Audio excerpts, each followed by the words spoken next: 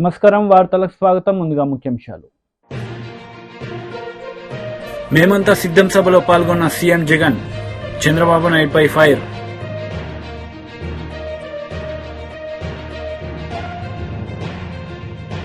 ప్రజాగలం సభలో పాల్గొన్న నారా చంద్రబాబు నాయుడు. ఈ సందర్భంగా సూపర్ 6 గ్యారంటీలపై ప్రజలకు వివరణ.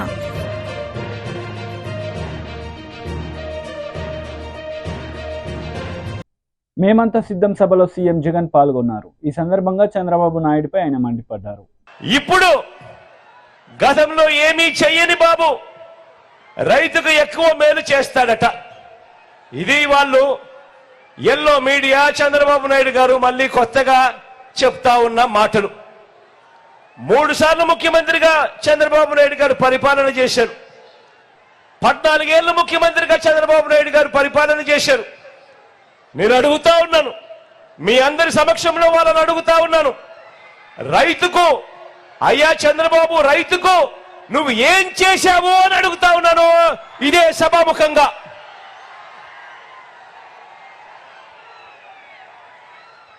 రైతుకు ఏం చేశాడో చెప్పటము ఆయన వల్ల కాదు, కానీ నేనే చెబుతా ఆయన ఎంత ద్రోహం చేశాడు.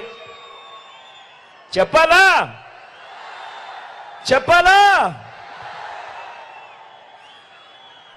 ఇదే చంద్రబాబు వ్యవసాయం దండగా అన్న, ఇదే చంద్రబాబు వ్యవసాయం దండగా అన్న ఏకైక ముఖ్యమంత్రి ప్రపంచ చరిత్రలో ఎవడైనా ఉన్నాడు అనంటే అది ఈ చంద్రబాబే.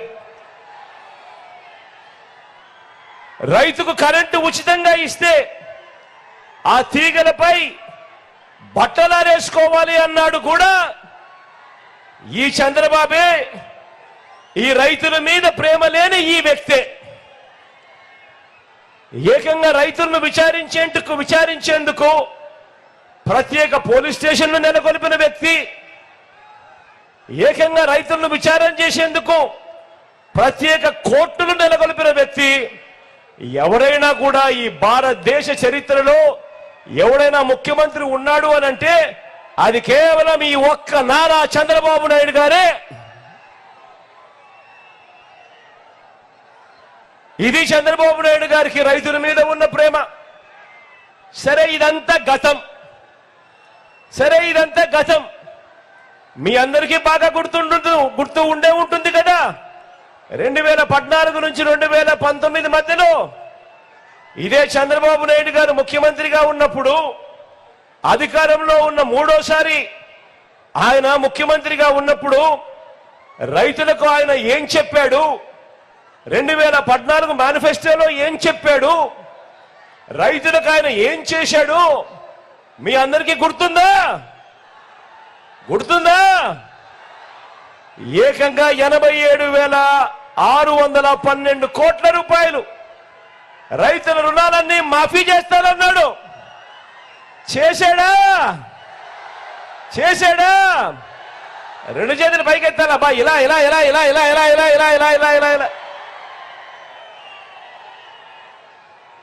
రైతులకు పగటిపూటే 12 గంటల పాటు ఉచిత విద్యుత్ ఇస్తానన్నాడు.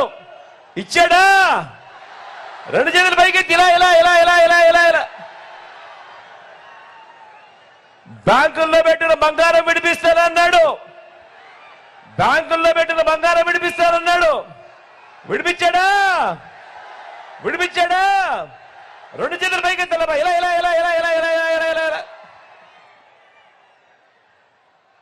ఏ ఒక్కటైనా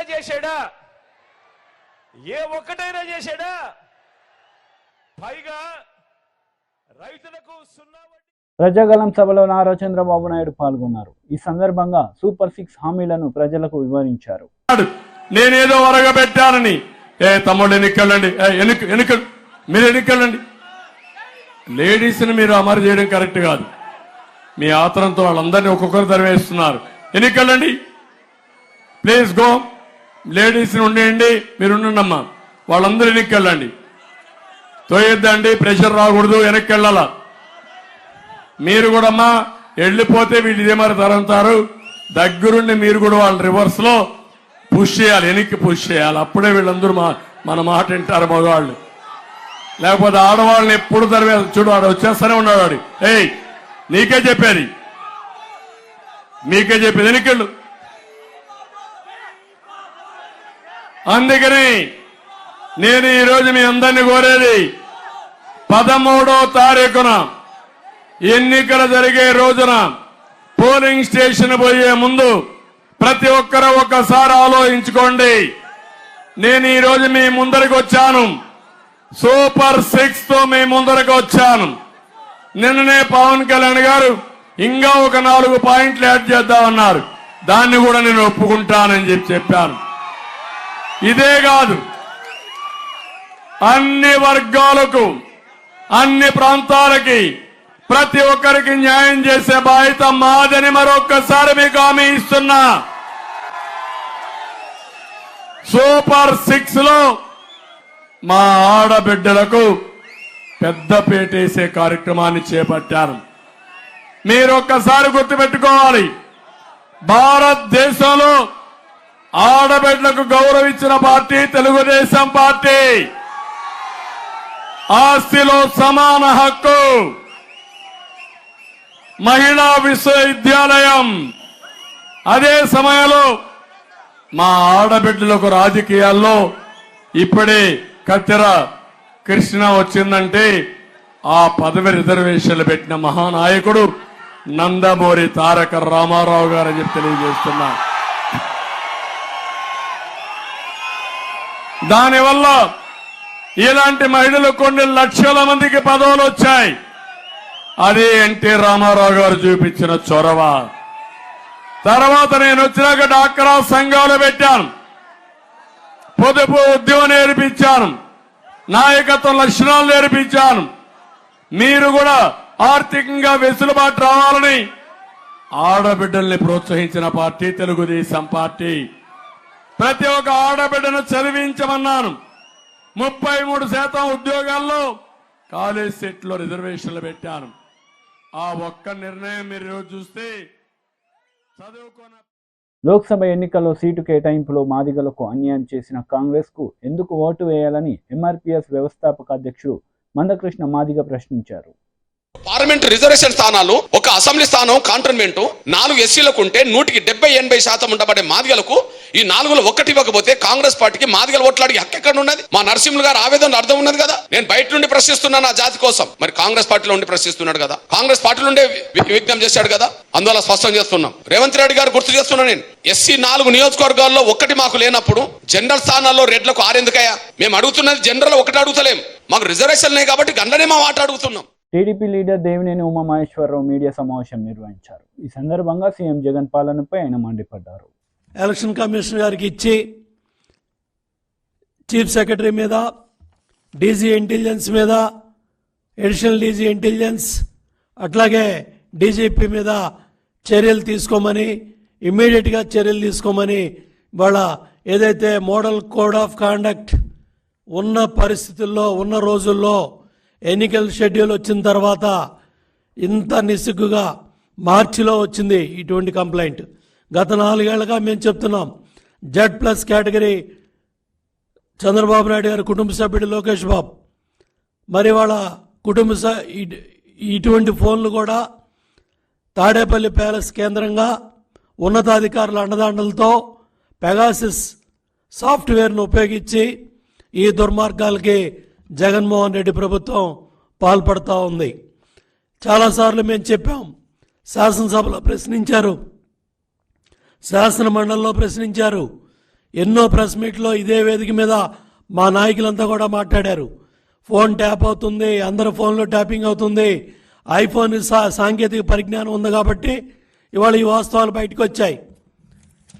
ఇదే సాంకేతిక పరిజ్ఞానం లేని మిగతా ఫోన్లన్నీ కూడా ఎంతమంది ఫోన్లు ట్యాప్ అవుతున్నాయి, ఎంతమంది అధికారులు ఫోన్లు ట్యాప్ అవుతున్నాయి, ఎంతమంది న్యాయమూర్తులు ఫోన్లు ట్యాప్ అవుతున్నాయి, జ్యుడిషియల్ అధికారులు ఫోన్లు ట్యాప్లు అవుతున్నాయి, ఎలక్షన్ కమిషన్కు సంబంధించిన ముఖ్య అధికారులు ఫోన్లు కూడా ట్యాప్ చేస్తున్నారని దినపత్రికలో వచ్చిన వార్తలు కూడా ఈ రాష్ట్ర ప్రజలు చూశారు. దాని మీద నోరు మెదపలేదు జగన్ రెడ్డి ప్రభుత్వం. దాని మీద నోరు తెరవల ఉన్నత పోలీస్ అధికారులు కూడా. దీనికి ఏం సమాధానం చెప్తారని మేము డిమాండ్ చేస్తూ ఉన్నాం.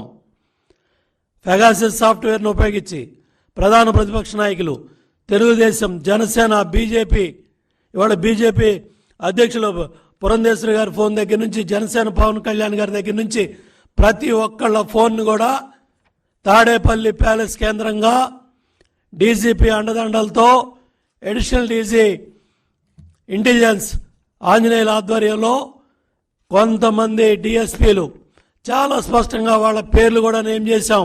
నరేందర్ రెడ్డి, రవీందర్ రెడ్డి, వేణుగోపాల్ రెడ్డి, కొంతమంది పోలీస్ అధికారులు, డిఎస్పీలు, కింద స్థాయి అధికారులు, పై స్థాయి అధికారులు అందరూ కూడా కలిసి ఈ ఫోన్ ట్యాపింగ్ కుంభకోణంలో ఉన్నారు. ఈ ఫోన్ ట్యాపింగ్ కార్యక్రమాల్లో భాగస్వాములయ్యారు. రాజ్యాంగబద్ధ సంస్థలకు ఉన్న అధిపతులను కూడా మీరు ట్యాప్ చేస్తా ఉన్నారు. ఇది దుర్మార్గం, అమానుషం. దీని మీద బయట పెట్టమని సమాధానం చెప్పకుండా మేము చాలాసార్లు ప్రశ్నించాం. అట్లాగే ఏపీ ఇంటెలిజెన్స్ ఎవరైతే చీఫ్గా ఉన్నారో అడిషనల్ డీజీ ఆంజనేయులు కూడా మేము చాలాసార్లు ప్రశ్నించాం. వైసీపీ మంత్రులు గుడివాడ అమర్నాథ్ దగ్గర నుంచి, రామచంద్రారెడ్డి దగ్గర నుంచి వాళ్ళు కూడా ఫోన్లు ట్యాప్ అవుతున్నాయి మా దగ్గర, మా ఫోన్లు కూడా ట్యాప్ అవుతున్నాయని కొంతమంది మంత్రులు, ఎమ్మెల్యేలు కూడా బయటకు వచ్చి మాట్లాడినా కూడా ప్రభుత్వం నోరు మెదపలేదు. ఇప్పుడు ఈ వాస్తవాలన్నీ కూడా బట్టబయలవుతూ ఉన్నాయి. ఇవాళ నారా లోకేష్ బాబు ఫోన్ ట్యాప్ అయిందని ఇవాళ యాపిల్ సంస్థ బయట పెట్టే వరకు కూడా ఇవాళ ప్రభుత్వంలో ఉన్న ఒక్క అధికారి కూడా ఉలుకు పలుకు లేకుండా అత్యాధునిక సాంకేతిక పరిజ్ఞానం తీసుకొచ్చి తాడేపల్లి కొంపలో పెట్టి ఇవాళ ఈ ఫోన్లన్నీ కూడా ట్యాప్ చేస్తూ ఉన్నారు. దీని మీద సమాధానం చెప్పాలని కూడా నేను ముఖ్యమంత్రి జగన్మోహన్ రెడ్డిని డిమాండ్ చేస్తూ ఉన్నాను. మొన్న తెలుగుదేశం పార్టీ వర్క్షాప్ జరిగింది. చంద్రబాబు నాయుడు గారి అధ్యక్షతన 3 పార్టీ నాయకులు వస్తే నిస్సిగ్గుగా మరి పోలీస్ యంత్రాంగం బాధ్యత గల ఉన్నత మాజీ ప్రధాని స్వర్గీయ ఇందిరాగాంధీ ప్రాతినిధ్యం వహించిన మెదక్ పార్లమెంట్ స్థానాన్ని కాంగ్రెస్ పార్టీ మళ్లీ కైవసం చేసుకోబోతుందని రాష్ట్ర మంత్రి కొండ సురేఖ ధీమా వ్యక్తం చేశారు. మొట్టమొదట ఈరోజు గజ్వేల్ కాన్స్టిట్యున్సీ ముఖ్య కార్యకర్తల సన్నాహ సమావేశం కోసం మేము వెళ్లడం జరుగుతూ ఉంది. దానికి వెళ్లే ముందు ఒకసారి మా ఆలోచనలను మీడియాతో పంచుకోవాలని ఇక్కడ మేము ఈ కార్యక్రమాన్ని ఏర్పాటు చేయడం జరిగింది. మరి ఇప్పటికే గత కొన్ని రోజులుగా నేను మరి క్యాండిడేట్ నీలం మధు గారు ముదిరాజ్ బిడ్డ, మరి ఇక్కడ ఆలోచించి ఒక బీసీ బిడ్డ, ముదిరాజ్ బిడ్డకు మన కాంగ్రెస్ పార్టీ అవకాశం ఇవ్వడం జరిగింది. మరి అవతలి పార్టీ వాళ్ళు బీసీ బిడ్డను బహిష్కరించి అవమానపరిచిన సంఘటన మనందరికీ కూడా తెలుసు. మరి అటువంటి పార్టీలను మరి పేరు కూడా తీయద్దని జగ్గారెడ్డి అని అన్నాడు కాబట్టి ఆ పార్టీల పేరు కూడా తీయట్లేదు. ముఖ్యంగా ఈ మెదక్ కాన్స్టిట్యున్సీ ఇన్ఛార్జ్ గా మరి నన్ను వేసినందుకు మరి నాకు ఒక పెద్ద బాధ్యతను ఇచ్చినట్టుగా నేను భావిస్తా ఉన్నాను. ఎందుకంటే ఇది ఒక ప్రత్యేకమైనటువంటి కాన్స్టిట్యున్సీ. ఇక్కడ ఇందిరమ్మ గెలిచినటువంటి గడ్డ ఇది. మరి ఇప్పుడు ఉన్నటువంటి కాన్స్టిట్యున్సీలలో ఒకరు హరీష్ రావు గారు అయితే, ఒకరు ఎక్స్ సీఎం మరి కేసీఆర్ గారు ఉన్నటువంటి నియోజకవర్గాలు ఈ పార్లమెంట్ నియోజకవర్గంలో ఉండడం మాకు ఒక ఛాలెంజ్. కాబట్టి ఈ గడ్డ మీద మరి కాంగ్రెస్ జెండా ఎగురవేయడానికి నాయకులు, కార్యకర్తలు అందరూ కూడా కలిసికట్టుగా, కొత్త పాత కలిసికట్టుగా ముందుకెళ్లి మరి నీలం మధు గారి గెలుపు కోసం కృషి చేయడమే లక్ష్యంగా మేము ఈ రోజు గణేష్ టెంపుల్ నుంచి ఈ యొక్క కార్యక్రమాన్ని ప్రారంభించడం జరుగుతా ఉంది. మరి రేపటి నుంచి కంటిన్యూస్ గా మీటింగ్స్ నిర్వహిస్తూ ఆ తర్వాత నియోజకవర్గాల్లో ఏ విధంగా మరి ప్రచార కార్యక్రమం నిర్వహించాలి అనేది కూడా మేము ఆల్రెడీ మరి డిస్కషన్ లో ఉన్నాము. అదేవిధంగా బూత్ కమిటీలు గాని, మరి బ్లాక్ కమిటీలు గాని, మరి మండల కమిటీలు గాని, నియోజకవర్గ కమిటీలు గాని ఇవన్నీ కూడా వేసుకొని ఎవరి బాధ్యతలు కూడా వాళ్ళకి అప్పచెప్పి మరి వాళ్ళందరినీ కూడా ఇన్వాల్వ్ చేస్తూ ప్రతి ఒక్క గడపను కూడా ఈరోజు కాంగ్రెస్ 6 గ్యారంటీలు ఏవైతే హామీ ఇచ్చిందో రేవంత్ రెడ్డి గారు అమలు చేశారో వాటిని ప్రజల్లోకి తీసుకెళ్లి మరి గత ప్రభుత్వంలో ఇక్కడ ఏ విధంగా నష్టపోయారు, ఏ విధంగా కష్టపడ్డారు, వాళ్ళ దౌర్జన్యాలు అయితేనేమి, దోపిడీలు అయితేనేమి, భూ కబ్జాలు అయితేనేమి, అక్రమ కేసులు అయితేనేమి ఇవన్నీ పెట్టడం వల్ల ఈ రోజు ఈ నియోజకవర్గంలో ప్రజలందరూ కూడా మరి ఎప్పుడు ఎలక్షన్స్ వస్తే మళ్ళీ కాంగ్రెస్ పార్టీని గెలిపిద్దామని చూస్తా ఉన్నారు. మొన్న కొంత మరి పొరపాటు జరిగి ఒకటే సీటు రావడం చాలా బాధాకరం. కానీ ఈసారి ఆ ఓడిపోయిన నియోజకవర్గాల్లో కూడా మెజారిటీ తీసుకొచ్చి మరి నీలం మధు గారిని అధిక మెజారిటీలో గెలిపించడానికి పని కాదు. గ్రౌండ్ లెవెల్లో కార్యకర్త రెస్పాన్సిబిలిటీ చాలా ముఖ్యం. కాబట్టి ప్రతి కార్యకర్త కూడా తానే ఎన్నికల్లో నిలబడుతున్నాననేటువంటి ఆలోచనతోటి పని చేస్తేనే ఈ రోజు నీలం మధు గారిని మనం గెలిపించుకునే అవకాశం ఉంటుంది. కాబట్టి భేషజాలకు పోకుండా నన్ను పిలవలేదు, నన్ను పిలిచారు, నన్ను మర్చిపోయారు. ఎందుకంటే మనం ఎంత పెద్ద ఫంక్షన్ చేసుకున్నా కూడా ఒక్కోసారి మన సొంత రక్త సంబంధికులను కూడా మరి పిలవడం మర్చిపోతాము. అది కావాలని ఎవరు కూడా చెయ్యరు, పొరపాట్లు జరుగుతూ ఉంటాయి. దాన్ని ఇష్యూగా చేసి మరి మనం ఈ యొక్క ఎలక్షన్లకు ఇబ్బంది కలిగే విధంగా దయచేసి ఎవరు కూడా నడుచుకోవద్దని ఈ సందర్భంగా తెలియజేస్తా ఉన్నాను. మరి అదే విధంగా కాంప్లైంట్స్ కూడా ఏమన్నా మీలో మీకుంటే సమస్యలు కూర్చొని మాట్లాడుకొని పరిష్కరించుకోండి. కానీ అది బయట ఎట్టి పరిస్థితుల్లో కూడా ఎక్స్పోజ్ కాకుండా చూసుకోవాల్సిన బాధ్యత అందరి మీద ఉంది. ఎందుకంటే పార్టీ పటిష్టంగా ఉండాలంటే మనం అందరం కూడా కలిసికట్టుగా ఉన్నట్టుగానే ప్రజల్లో మనం ముందుకెళ్లాలి. ఏవైనా లోపల చిన్న చిన్న ఇబ్బందులుంటే మనమే పరిష్కరించుకొని ముందుకెళ్లి ఈ నియోజకవర్గ గెలుపు కోసం మనందరం కూడా కృషి చేయాల్సిన అవసరం ఉందని విన్నవించుకుంటా ఉన్నాను. మరి ముఖ్యంగా రేవంత్ రెడ్డి గారు నా మీద ఇంత పెద్ద బాధ్యత పెట్టి మరి ఈ ముఖ్యమైన కాన్స్టిట్యున్సీని నాకు అప్పచెప్పినందుకు దీన్ని గెలిపించాల్సిన బాధ్యత నా మీద ఉంది. దీనికి వేదిక మీద ఉన్న అన్నలందరూ కూడా సహకరించాలి. మరి శ్యామ్ గౌడ్ గారు ఇక్కడ ఇన్ఛార్జ్ గా ఉన్నారు.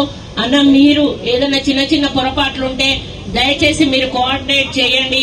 మరి బయటకు ఇబ్బందులు ఏమీ జరగకుండా చూడాలని చెప్పి అందరూ కాన్స్టిట్యున్సీ ఇన్ఛార్జీలకు చెప్తా ఉన్నాను, కోఆర్డినేటర్స్ కి ఇన్ఛార్జీలకు కూడా విన్నవించుకుంటా ఉన్నాను.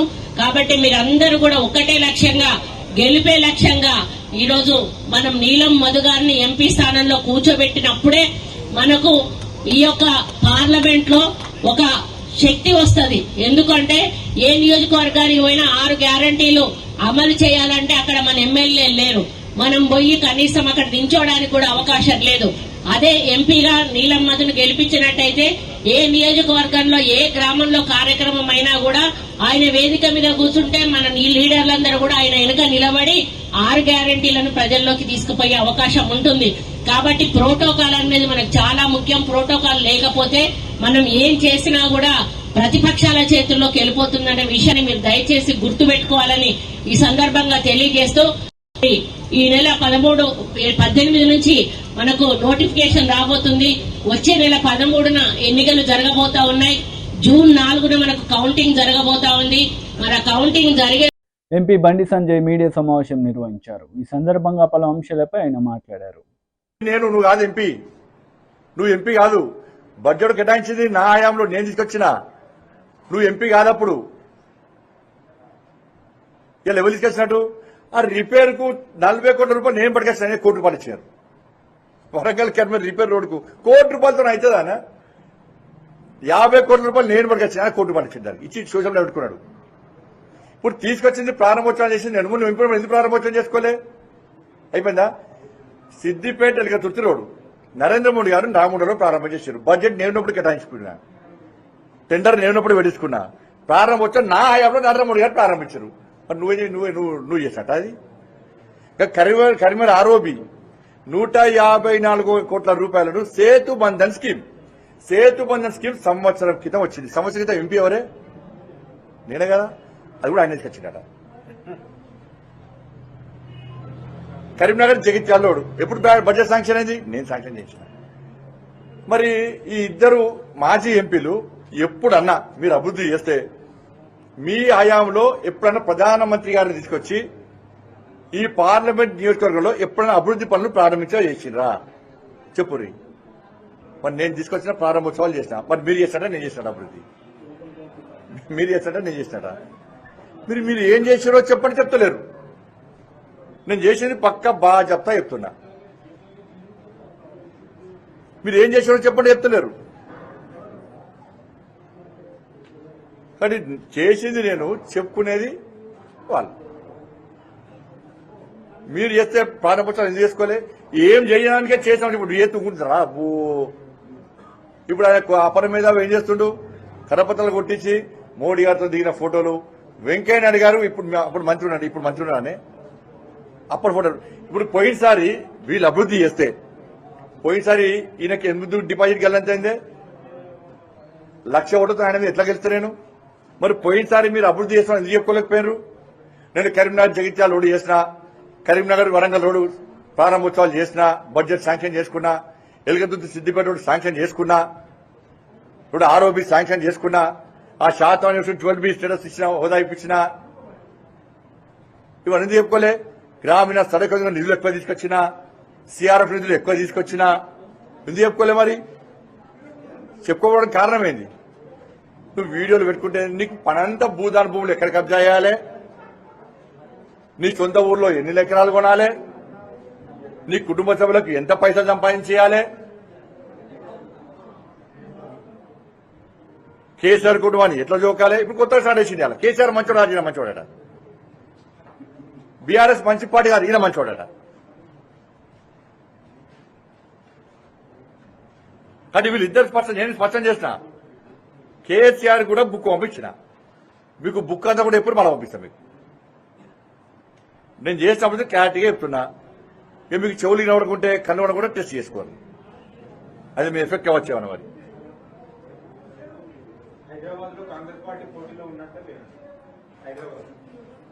కాంగ్రెస్ పార్టీ అడగాలన్నా, ఆయన వాళ్ళకి అభ్యర్థులు దొరకలేరు. ఇద్దరు ఈ కరీంనగర్ పార్లమెంట్ నియోజకవర్గంలో ఇద్దరు అండర్స్టాండింగ్ తోని బండి సంజయ్ని ఓడగొట్టాలన్న ప్లాన్ తోని లోపాయకారి ఒప్పందంతో వాళ్ళు అభ్యర్థులను పెట్టే ప్రయత్నం చేస్తున్నారు. ఇద్దరు కూడా ఇలా బీఆర్ఎస్ పార్టీ మాట్లాడిందే కాంగ్రెస్ పార్టీ మాట్లాడుతుంది. బీఆర్ఎస్ పార్టీ వాళ్ళు ఇక్కడ కాంగ్రెస్ పార్టీ నాయకులను విమర్శించారు. ఇక్కడ కాంగ్రెస్ పార్టీ నాయకులు బీఆర్ఎస్ పార్టీ వాళ్ళు కేసీఆర్ రేవంత్ రెడ్డి గారిని తిట్టినా, వాళ్ళ మంత్రులు తిట్టినా కూడా ఏం మాట్లాడరు. ఎందుకంటే ఒప్పందం వాళ్ళిద్దరు. కరీంనగర్లో బండి సంజయ్ ఓడిపోవాలి వీళ్ళ ప్లాన్.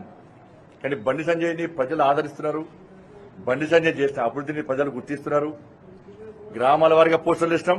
మేము చేసిన అభివృద్ధి కూడా బుక్లెట్ రూపంగా ప్రచారం చేసే ప్రయత్నం చేస్తాం. ఇవన్నీ చూసిన తర్వాత అడ్డుకునే ప్రయత్నం వాళ్ళు చేస్తున్నారు. కానీ ప్రజలు వాళ్ళని గుర్తిస్తలేరు. కానీ ఎట్టి బస్సులో వాళ్ళ భారీ మెజార్టీతో ప్రజల ఆశీర్వాదంతో భారతీయ జనతా పార్టీ కరీంనగర్లో. మంత్రి పొన్నం ప్రభాకర్ మీడియా సమావేశం నిర్వహించారు. ఈ సందర్భంగా ఇరు పార్టీలపై ఆయన మండిపడ్డారు. ఈ రాష్ట్రంలో ఎవరికి ఇల్లు కట్టించారు? ఈ రాష్ట్రంలో ఒక రేషన్ కార్డు అందించిండ్రా? ఈ రాష్ట్రంలో రైతులకి మీరు ఏమైనా చేయగలిగిందా? అవును, రైతులు 2,000 ఇస్తున్నారు. దేశం మొత్తం ఇస్తున్నావు. తెలంగాణ 29వ రాష్ట్రంగా దేశంలో ఒక చిన్న కూడలాగా ఏర్పడే రాష్ట్రంకి భారతీయ జనతా పార్టీ కేంద్ర ప్రభుత్వం ఏం చేసిందని అడుగుతా ఉన్నాం. ఇవాళ మమ్మల్ని 5 గ్యారెంటీల గురించి అడుగుతారు. ఏమైంది మీ సంవత్సరానికి 2 కోట్ల ఉద్యోగాలు? నరేంద్ర మోడీ గారు విశ్వగురువు చెప్పుకొని మొత్తం దేశం ప్రపంచం తిరుగుతుంటే మొత్తం భారతదేశంలో ఉద్యోగాలు ఇచ్చిండు. 5-10 సంవత్సరాల ఏం చేసినా చెప్పేటువంటి ఎజెండా అనేది మీ దగ్గర. నిరుద్యోగ సమస్య ఇంత ఎత్తున పెరిగిపోతే ఆనాడు నిరుద్యోగ సమస్య పరిష్కారానికి కాంగ్రెస్ పార్టీ చిన్న తరహా పరిశ్రమలని అనేకమైన నవరత్న కంపెనీలు పెట్టి దేశంలో నిరుద్యోగ సమస్య పరిష్కరిస్తే ఈరోజు మీరు భారతదేశంలో అధికారంలోకి వచ్చిన తర్వాత ఒక్కొక్కటిగా అమ్మేయడం తప్ప మీరిద్దరు మీకిద్దరు అన్నట్టుగా అమిత్ షా నరేంద్ర మోడీ కలిపి అదాని అమ్మానికి అమ్మేయడం తప్ప మీరు దేశానికి చేసిందే దాన్ని అడుగుతా ఉన్నాం. ఈ దేశంలో ఏ ప్రజలకు లాభం జరిగింది? దళితులకు వ్యతిరేకమే, బీసీలకు వ్యతిరేకమే. బీసీ కులగణన సర్వే జరగాలంటే దాన్ని తీసుకొని అఫిడవిట్ పెడతారు కేంద్రంలో. మైనార్టీలకు వ్యతిరేకమే. ఆఖరికి రాజపుత్రుల పట్ల కూడా అనుచితంగా మాట్లాడి ఉత్తర భారతం మొత్తం రగులుతా ఉంది. అలా మీరు ఎంతసేపు అధికారాన్ని వినియోగించుకొని నియంతృత్వంగా ప్రభుత్వాలను పడగొట్టాలి, ప్రజాస్వామ్యాన్ని చంపాలి, భారతీయ జనతా పార్టీని వ్యతిరేకిస్తే బీజేపీ అనుబంధ సంస్థలుగా ఈడీ ఎన్కెక్కడదని అడుగుతాను. ఓట్ల రూపం లోపల నరేంద్ర మోడీ గారు ఏం చేశారో చెప్పి అడగండి. ఓట్లు ఉద్యోగాలు ఎన్ని ఇచ్చి చెప్పిండు అడగండి. తెలంగాణలో ఎంతమందికి ఇల్లు కట్టించిండు అడగండి. తెలంగాణలో ఎంతమందికి రేషన్ కార్డు ఇచ్చిన అడగండి. తెలంగాణ పేదలకు, వితంతువులకు, వృద్ధాప్యులకు ఎంత ఏమేమి ఇచ్చిందో అడగండి. అవన్నీ మాట్లాడరు. గాలి కబుర్లు, సొల్లు కబుర్లు. ఏమనంటే బాబు ఎత్తుగాలను రెచ్చగొట్టి భారత నిర్మాణానికి అవసరం ఉండేటువంటి అంశాన్ని పక్కన పెట్టి భావోద్వేగాలు రాజకీయం చేస్తా ఉన్నారు. మేము భారతదేశ అభివృద్ధి కావాలని కోరుకుంటా ఉన్నాం. రాముడు ఒక్కడి వాడు కాదు. ఆనాడు మహాత్మా గాంధీ గారు చనిపోతే కూడా హే రామ్ అనుకుంటూనే చనిపోయాడు. సబ్కా సమ్మతి హే భగవాన్ అనుకుంటూనే ఉన్నారు. ఈరోజు మీరు రాజకీయాల కొరకు వాడుకుంటే అది తప్పు అని చెప్తా ఉన్నాం. అంతేకాదు ఇలా కిషన్ రెడ్డి గారు సికింద్రాబాద్ నియోజకవర్గానికి ఏం చేసిందే, బండి సంజయ్ గారు అడిగితే అసలు మీరు చేనేత కార్మికుల గురించి మాట్లాడతారు. ఇలా చేనేత కార్మికులకు జిఎస్టీ చేయడంతో పాటుగా బుణకర్ యోజన కింద వరకైతే ఇన్సూరెన్స్ రద్దు చేసి నేషనల్ టెక్స్టైల్ సంబంధించినటువంటి వాటన్నిటిని రద్దు చేసి ఇలా చేనేత కార్మికుల జీవితాలు స్వతంత్రం వచ్చినప్పటి నుంచి అండగా ఉన్న కాంగ్రెస్ పార్టీ విధానాలన్నీ రద్దు చేసి ఇలా వాళ్ళకి అన్యాయం చేశారు మీరు. అది కాకుండా వాటినే ఊరికేనే మాట్లాడుతూ ఉన్నారు. ఇలా ఒకటే మాట మళ్ళీ అడుగుతోంది కాంగ్రెస్ పార్టీ కార్యకర్తలారా, యావత్ తెలంగాణలో భారతీయ జనతా పార్టీని అడగండి. తెలంగాణ యువతలను వ్యతిరేకించి తెలంగాణకు 10 సంవత్సరాలు ఒక ప్రయోజనం కూడా కలగని తెలంగాణ అమరవీరులను అవమానపరిచి ఒక ఉద్యోగం కూడా ఇవ్వకుండా, ఒక జాతీయ ప్రాజెక్టు ఇవ్వకుండా, ఒక వార్తలు ముగించే ముందు ముఖ్యాంశాలు మరోసారి. మేమంతా సిద్ధం సభలో పాల్గొన్న సీఎం జగన్, చంద్రబాబు నాయుడుపై ఫైర్.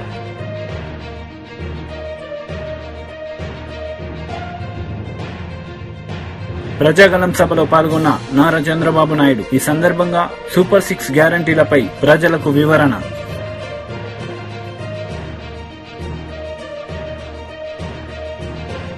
ఈ వార్తలు ఇంతటితో సమాప్తం. తిరిగి ప్రసారమయ్యే వార్తల్లో మళ్ళీ కలుద్దాం. అంతవరకు సెలవు. నమస్తే.